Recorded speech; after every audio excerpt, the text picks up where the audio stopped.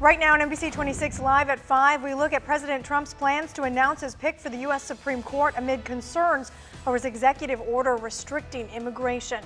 Plus, we talk with area refugee advocates on the process of getting into the United States. And we have new information regarding a lawsuit filed against two former UW-Oshkosh employees. Good evening and thanks for joining us tonight. I'm Megan Lowry. We've just learned that President Trump has canceled his visit to Milwaukee this week. CNN reporting it's over concerns on likely protests. Tonight, the president does plan to announce his choice to fill the vacancy on the U.S. Supreme Court. This after firing the government's top law enforcement official for refusing to back his executive order on immigration restrictions. Tracy Potts is at the White House with reaction from lawmakers. Meeting with cybersecurity experts at the White House, President Trump teased tonight's big announcement on the Supreme Court.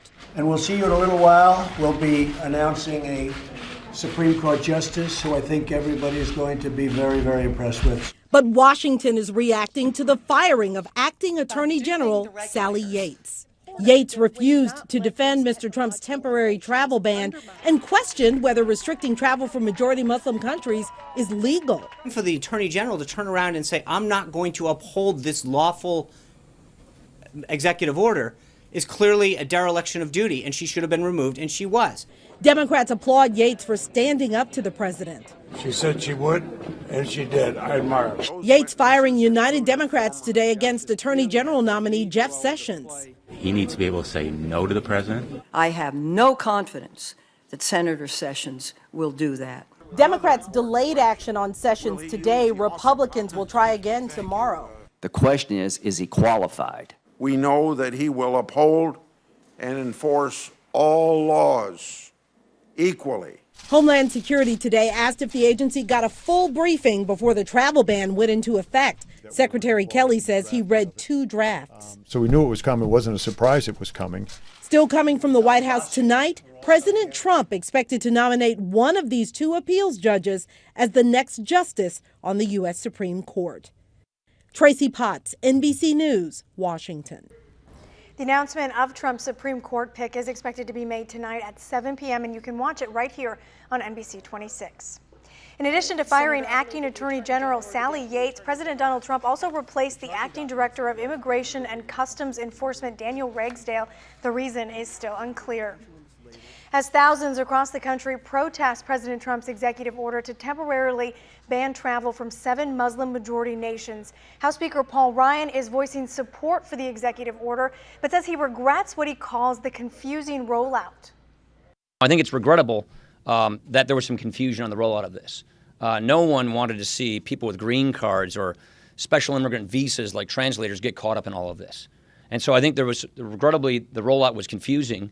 But on a go-forward basis, I'm confident that Secretary Kelly is going to make sure that this is done correctly, that they get a good review, and that we are going to make sure that we get this program up and running with the kind of vetting standards that we all want to see.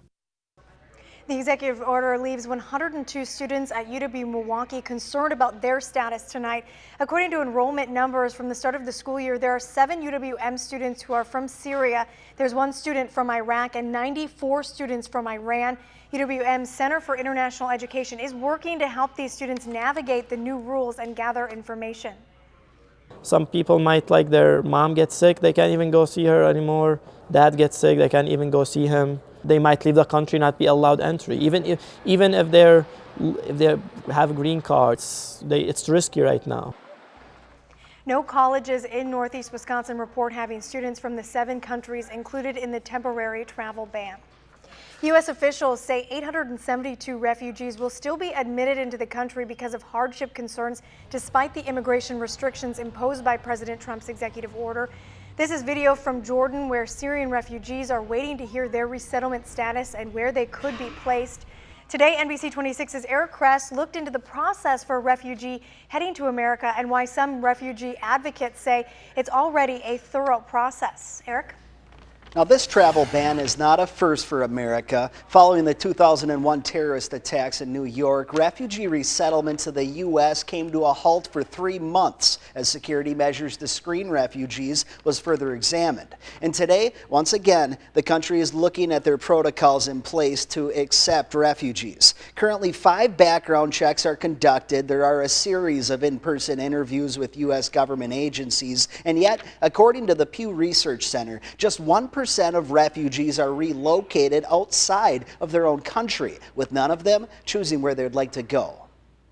The intent of it seems to be for security measures, and yet all of our refugees, every single one who arrives, has been through an 18-month to 3-year process. It's really hard for me, as somebody who was working directly with those people, that this is adding time to their waiting period. Their lives are in complete limbo right now.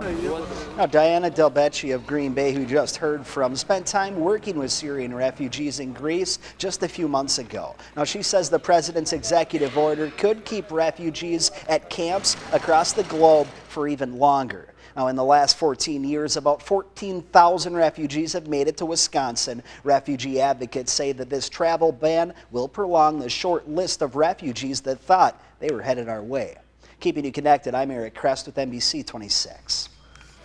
Thanks, Eric. Continuing coverage now on the shooting at a mosque in Quebec City, Canada.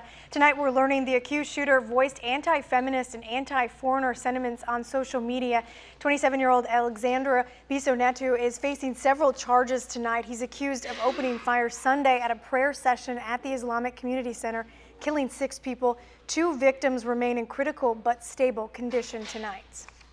After a snowy, slippery commute to work, your drive home should be a little smoother. This is what many of you woke up to this morning. Plows were out doing their best to clear the roads. So how much snow did we get? Chief Meteorologist Cameron Moreland joins us now. Hi, Cameron. Hi, Megan. It was a widespread 3 to 6 inches across northeast Wisconsin, and the system that produced that 3 to 6 inch snowfall continues to pull away from the area. However, look at this. We've got a band of snow showers now developing here across west central Wisconsin back into the arrowhead of Minnesota. Some of these snow showers are producing heavy snow, and a quick inch or so is possible as they slide off towards the south and east here later on this evening, affecting areas mainly south of the Fox cities. Here's a look at your evening planner. Look for mostly cloudy skies with some flurries and snow showers. Once again, the snow could be briefly heavy. Temperatures will be in the upper 20s to lower 30s. Megan? We have new information tonight. The former UW-Oshkosh Vice Chancellor says a complaint against him and the former chancellor should be dismissed according to new court documents filed yesterday. You may recall Thomas Sonnleitner and former Chancellor Richard Wells are accused of illegally transferring just over $11 million to the UW-Oshkosh Foundation to pay for a variety of projects between 2010 and 2014. NBC 26's Marissa DiCandido is live in Oshkosh tonight with the details. Marissa? Yeah, Megan, in a new court filing, lawyers for former Vice Chancellor Thomas Sonnleitner say that the UW System Board of Regents knew that funds from the UWO Foundation would be used to pay for projects on and off campus. The lawyers say in those court documents that Sonnleitner was acting, quote, with the knowledge and consent of superiors and representatives of the Board of Regents, end quote, when transferring $11 million into the UWO Foundation to be used. Now, court documents say on October 8th, 2010 and February 7th, 2013, Sonnleitner and former Chancellor Richard Wells presented information to the Board of Regents telling them university funds would be used for those projects, including 2 biodigesters and improvements to the Oshkosh Sports Complex. The documents also say the foundation offered to provide the Board of Regents with detailed information about the partnership between the foundation and the university, but they said no because of time constraints. Sonnleitner's lawyers now want the complaint against him thrown out, saying that he acted in good faith within the scope of his job and for the benefit of the university. We did reach out to UW-Oshkosh, but they say they cannot comment on the case. Live in Oshkosh, keeping you connected, Marissa DiCandido, NBC 26.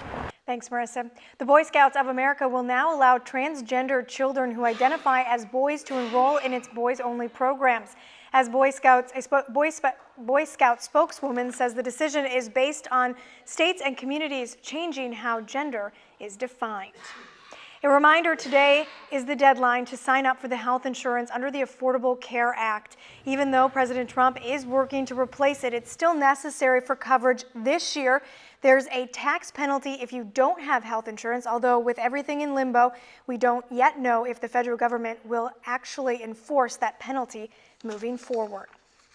A warning if you have this dresser in your home, what you should do to protect your family. Plus, it's something many of us already knew, but we'll tell you why Wisconsin is getting ranked one of the best places to live on a national level. Stay with us. You're connected to NBC 26 News at 5 with Megan Lowry, Chief Meteorologist Cameron Moreland, and Sports Director Charlie Sakaitis. NBC 26 News at 5, keeping you connected.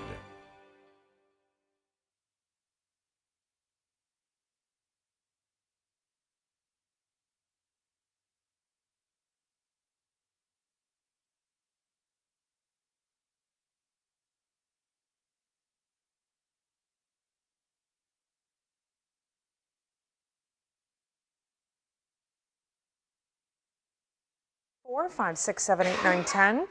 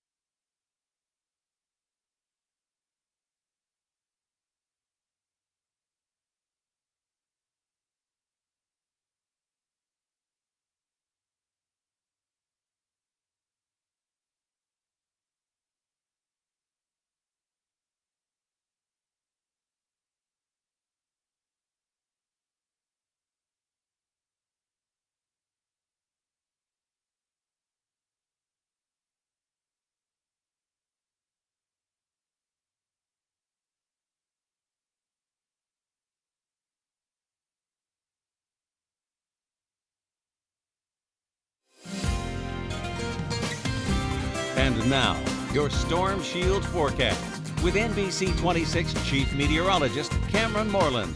It's been a warm winter so far here in northeast Wisconsin. December running 3 degrees above normal. January going into the record books running 7 degrees above normal. So what can we expect for February? Well, let's take a look at the first 7 days. Initially, some colder weather with highs in the teens and 20s, but once again, the warmth will return as we head through the weekend into next week. Right now, we are looking at above normal temperatures. Surprise, surprise. Across northeast Wisconsin, we've got upper 20s to lower 30s. Our normal high is right around 25 degrees. Currently in Green Bay, it is mostly cloudy and 29. In Appleton, we're looking at a lot of clouds, although we've had a decent amount of sunshine over the last couple of hours. The temperature is currently 28 degrees. Overall, a quiet day. A chance to dig out from yesterday's snowfall. Officially in Green Bay, 5.7 inches. We had 5.8 in Kewanee, about 4 to 4.5 inches in the Appleton area. And in Casco, we picked up 5 inches of snow. And you can see that snow pushing away from northeast Wisconsin. But once again, we have more snow headed in from the west, and this snow is in the form of snow showers. And snow showers oftentimes can produce heavy snow. And that's what we're seeing right now across the central and western part of the state. We've got this band of snow showers sliding off towards the east-southeast. So if you continue to track it east-southeast here over the next 3 to 5 hours, you can see it's going to be affecting the southern half of the NBC 26 viewing area. area with the potential for some heavy snow and maybe a quick inch or so of snow as these snow showers move through. We have additional snow showers and flurries now across central and northern Minnesota as well. So we've all got the chance for at least some more snow as we head through the evening hours. That activity developing ahead of our next weather maker, which is a cold front. That cold front's going to swing through here later on tonight into tomorrow morning. Ahead of the front today, temperatures were in the 30s, but immediately behind it, temperatures were in the 20s, and way behind it, temperatures were in the single digits above and below zero, even colder weather across northern Canada. We're not going to get that cold, but we are certainly going to cool down. High temperatures have been above normal for the last 18 days. It's going to be a close call on whether tomorrow is day number 19 or not. The normal high is 25 degrees. That's exactly what I'm forecasting. Much colder weather starts to pour in then tomorrow evening. And for Thursday, look at this. On Thursday, wind chills will be at or below zero pretty much all day long. The upside to the colder weather, we're going to see a lot of sunshine here as we wrap up the work week. Snow showers this evening, maybe a lingering flurry tomorrow morning, and then increasing sunshine as we head through tomorrow afternoon. So your forecast for tonight calls for snow showers and flurries. Those snow showers could be briefly heavy, especially across the southern half of the viewing area. Overnight lows will be around 20. Tomorrow, maybe a few flurries early, lots of clouds, and then increasing sunshine as we move into the afternoon. Look for highs in the mid-20s. Cold on Thursday and Friday, highs only in the teens. We find out if we have 6 more weeks of winter or not on Thursday. Of course, that's Groundhog Day. Another system approaches for Saturday and Sunday. Once again, it looks like this system will probably produce accumulating snow across the area. Behind that, weather maker. Another warm-up. Temperatures getting back up into the 30s as a bigger system approaches our neck of the woods for next Tuesday and Wednesday with some rain and or snow or a combination. Well, it's nice that it's a little warmer so you can maybe enjoy some of this snow. There you go. But that snow's going to be melting with the warmer weather. But at least you can enjoy it for a little bit. There you go. And we'll get more. Yep. We will. Now let's take a look at what you'll see tonight at 6 o'clock. Stacey Gebretson joins us in the newsroom with what we're working on. Stacey. Well, Megan, the search is on tonight for the vandals who damaged a local cemetery. We'll show you the destruction, and we've learned this isn't the first time this graveyard has been targeted. Plus, could wedding bells be ringing soon for the Packers star quarterback? Why some say actress Olivia Munn may soon become Mrs. Rogers. Join us for these stories and much more tonight on Live at 6. Still ahead at 5, we have new details on when Netflix is expecting to release a second season of the series Making a Murderer, profiling the conviction of Stephen Avery. Stay with us.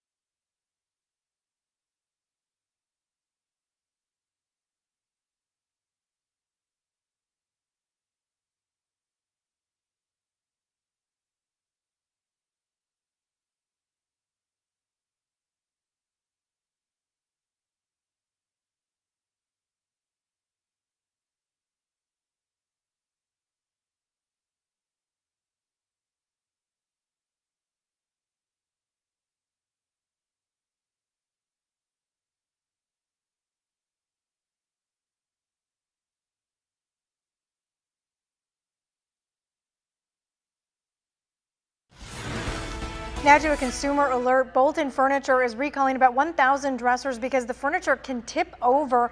The dressers are unstable if they're not anchored to the wall. The recall involves 4-drawer dressers. The dressers were sold in stores and online, including Amazon.com, Overstock, and Target. As many already know, Wisconsin is one of the best places to raise a family. Wallet Hub, though, is ranking the Badger State number 11 overall. When it comes to affordability, like the cost of buying a house, Wisconsin ranks number 3. However, it comes in at 47 when it comes to the cost of childcare. Making a Murderer is making a comeback. We don't know the exact release date. According to USA Today, though, it is happening this year. Apparently, the filmmakers are still shooting in Manitowoc, and Netflix is letting them work at their own pace. The second season will explore the post-conviction appeals process for both Brendan Dassey and his uncle, Stephen Avery. Packers fans have something new to cheer about as they get a top honor for the green and gold. You're watching NBC 26 live at 5.